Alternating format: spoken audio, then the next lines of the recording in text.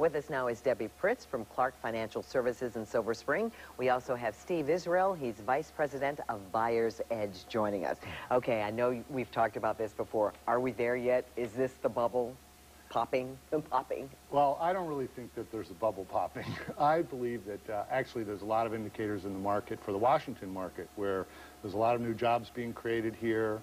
There's a lot of other pressures that are going on in the market too. There's certain sectors of the market that have been very suspect, like with all these condos being built downtown. Yes. Wow, I mean everywhere you look, every vacant corner all of a sudden becomes a major condo, pretty high priced condo. Right, pretty high priced. And now what's really interesting is that now with the advent of higher gas prices, we now have maybe some outside factors that are going to push people back inside, to look inside the Beltway, to cut down on their commutes.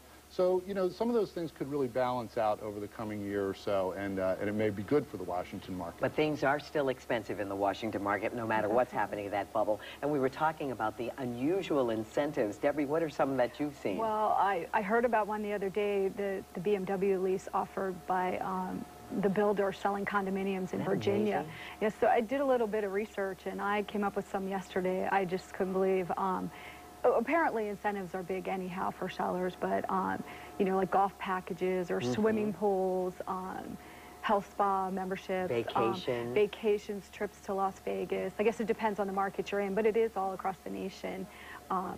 One of the things that I found interesting also was on the realtor side. There was a realtor offering an incentive to the agent who sold the house for a trip to Europe. Wow. So I thought that was great. So the agent gets really out there. Steve, let's talk about what's this doing to the luxury market, not only these luxury condos, but these big, huge homes that we've seen out there.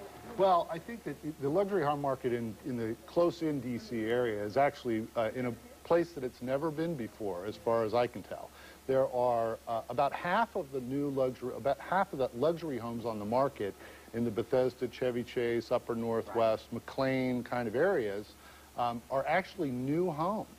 So a number of years ago, 2 or 3 years ago, people were having a very difficult time finding new luxury homes.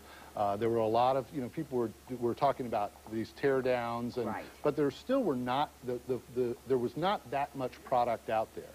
And right now there's a real balance between a good number of new homes available, coupled with about half of that part of the market being existing homes.